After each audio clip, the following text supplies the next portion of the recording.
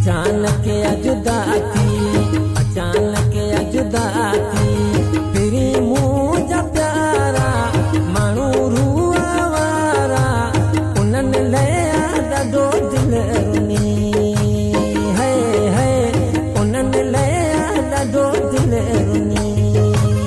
अचानक जुदा थी, फिरी मुंहिंजा प्यारा माण्हू रूआ वारा उन्हनि लाइ ॾाढो दिलि रुनी है उन्हनि लाइ ॾाढो दिलि रुनी।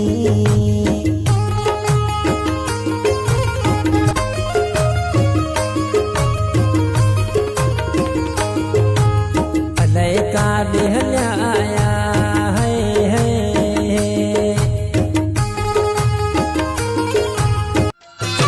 हाणे तव्हां बि पंहिंजे नाले सां शाइरी रिकॉर्ड कराए सघो था।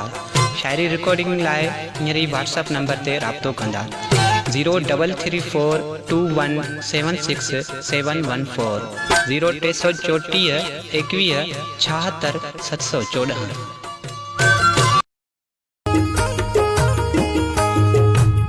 अलाए काॾे हलिया आया करे मुंहुं खां किनारा माण्हू रूआ वारा उन्हनि लाइ ॾाढो दिलि रुनी है उन्हनि लाइ ॾाढो दिलि रुनी। अचानक जुदा थी, अचानक जुदा थी, फिरी मुंहिंजा प्यारा माण्हू रूआ वारा उन्हनि लाइ ॾाढो दिलि रुनी है उन्हनि लाइ ॾाढो दिलि रुनी।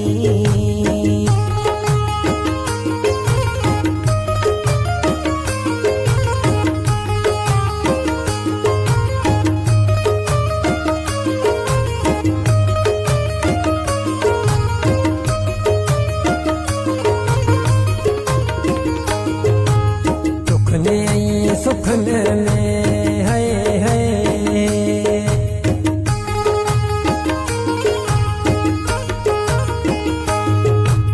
दुखने ऐं सुखने में कयूं गॾिजी गुज़ारा माण्हू रूआ वारा उन्हनि लाइ ॾाढो दिलि रुनी है उन्हनि लाइ ॾाढो दिलि रुनी।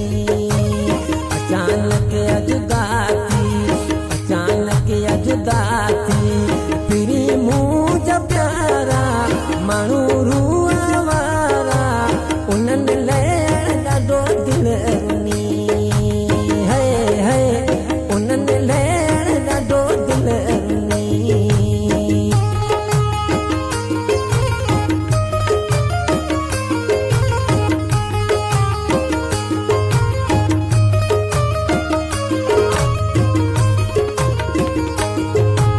ज़ाहिद काथे ॻोल्हियां है